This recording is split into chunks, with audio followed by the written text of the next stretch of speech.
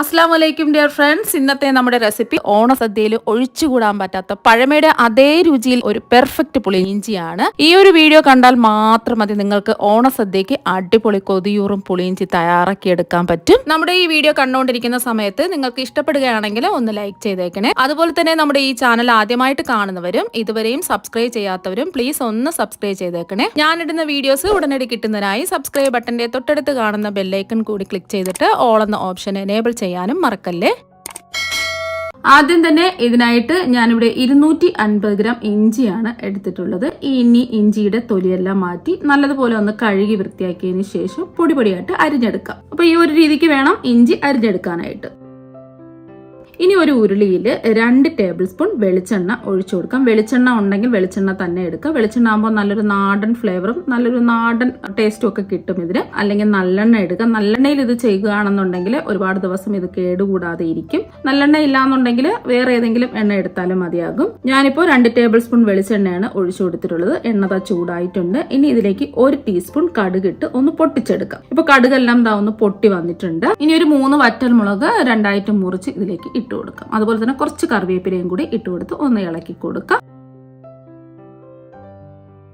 ഇനി ഇതിലേക്ക് പൊടിയായിട്ട് അരിഞ്ഞു വെച്ചിരിക്കുന്ന ഇഞ്ചി ഇട്ട് കൊടുക്കാം. ഇനി ഇതിലേക്ക് ചേർത്ത് കൊടുക്കുന്നത് പച്ചമുളക് ചെറുതായിട്ട് അരിഞ്ഞെടുത്തതാണ്. ഞാൻ 2 തരത്തിലുള്ള പച്ചമുളകാണ് എടുത്തിട്ടുള്ളത്. 50 ഗ്രാം പച്ചമുളകും 25 ഗ്രാം തൊണ്ടൻ മുളകുമാണ് എടുത്തിട്ടുള്ളത്. അതും പൊടിയായിട്ട് വേണം അരിയാനായിട്ട്. അപ്പൊ തൊണ്ടൻ മുളക് ഉണ്ടെന്നുണ്ടെങ്കിൽ 25 ഗ്രാം എടുക്കുക. അല്ലാന്നുണ്ടെങ്കിൽ സാധാരണ എരിവുള്ള പച്ചമുളകാണെന്നുണ്ടെങ്കിൽ നമ്മൾ 50 ഗ്രാം എടുത്താൽ മതിയാകും.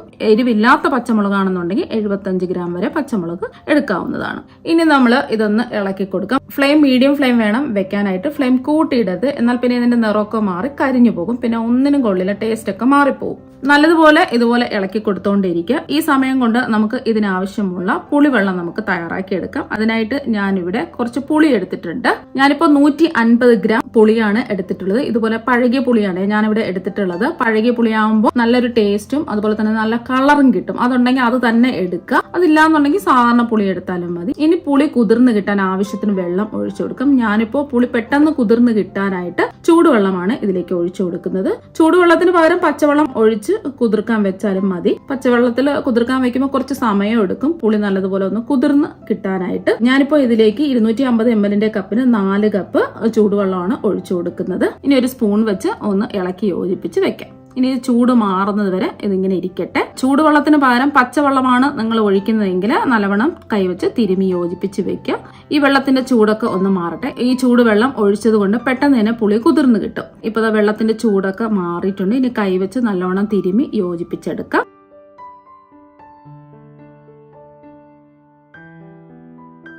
പുളിയുടെ കൊത്തും പുളിയുടെ കുരുവൊക്കെ കാണും. ഇതെല്ലാം ഒന്ന് നമുക്ക് അരിച്ച് ഒഴിച്ച് മാറ്റി വെക്കാം. അതിന് വേണ്ടിയിട്ട് ഞാൻ അരിപ്പയിൽ കൂടി അരിച്ച് ഒഴിച്ച് എടുത്തിട്ടുണ്ട്. ഇപ്പൊ നമ്മുടെ പുളിവെള്ളം ഇവിടെ റെഡി ആയിട്ടുണ്ട്. നമ്മൾ ഈ പുളിയിഞ്ചി തയ്യാറാക്കുന്നതിന് മുമ്പായിട്ട് ആദ്യം തന്നെ പുളിവെള്ളം തയ്യാറാക്കി വെക്കുക. എന്നാൽ മാത്രമേ നല്ല കൊഴുത്ത പുളിവെള്ളം നമുക്ക് കിട്ടുകയുള്ളൂ. അതൊന്ന് പ്രത്യേകം ശ്രദ്ധിക്കുക. ഇപ്പൊ ഇഞ്ചി എല്ലാം മൂത്തതാ വന്നിട്ടുണ്ട്. ഒരുപാട് അങ്ങ് ചുമന്ന് ബ്രൗൺ നിറമായി പോകരുത്. ഈ ഒരു രീതിക്ക് വേണം മൂത്ത് വരാനായിട്ട്. ഇനി ഇതിലേക്ക് അരിച്ചൊഴിച്ച് വെച്ചിരിക്കുന്ന പുളിവെള്ളം മുഴുവനും ഇതിലേക്ക് ഒഴിച്ചു കൊടുക്കാം. ഇനി ഇതൊന്ന് ഇളക്കി കൊടുക്കാം. ഇനി ഇതിലേക്ക് 1 ടീസ്പൂൺ മുളക് പൊടി ചേർത്ത് കൊടുക്കാം. ഞാനിപ്പോ അധികം എരിവില്ലാത്ത കാശ്മീരി മുളക് പൊടിയാണ് ചേർക്കുന്നത്. സാധാരണ മുളക് പൊടിയാണെന്നുണ്ടെങ്കിൽ ഒരു 1/2 ടീസ്പൂൺ മുതൽ 1/4 ടീസ്പൂൺ വരെ ചേർക്കാവുന്നതാണ്. നമ്മൾ ഇതില് പച്ചമുളക് ചേർത്തത് കൊണ്ട് കുറച്ച് മുളക് പൊടി ചേർത്ത് കൊടുത്താൽ മതിയാകും. അവരവരുടെ എരിവിനനുസരിച്ച് മുളക് പൊടി ചേർത്ത് കൊടുക്കാവുന്നതാണ്. ഇനി ഇതിലേക്ക് 1 ടീസ്പൂൺ മഞ്ഞൾപ്പൊടി ചേർത്ത് കൊടുക്കാം.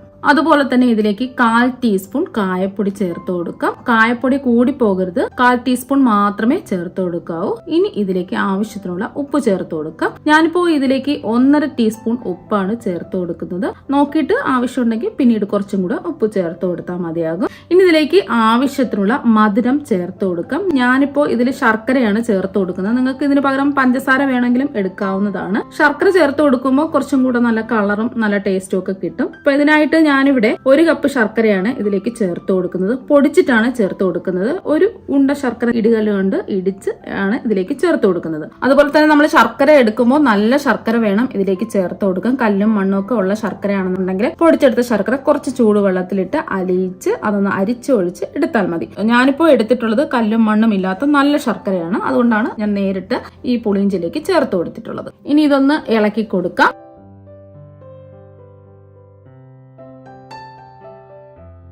ഇപ്പൊ നല്ലതുപോലെ തിളച്ച് വന്നിട്ടുണ്ട്. ഇനി ഇത് തിളച്ച് കുറുകി വരട്ടെ. കുറച്ച് സമയമാകുമ്പോൾ പെട്ടെന്ന് തന്നെ ഇത് കുറുക്കിട്ട് നമ്മൾ ഇതിൽ പുളിവെള്ളമല്ലേ ചേർത്ത് കൊടുത്തതുകൊണ്ട് പെട്ടെന്ന് തന്നെ കുറുക്കിട്ട് ഇടയ്ക്കിടയ്ക്ക് ഒന്ന് ഇളക്കി കൊടുക്കുക.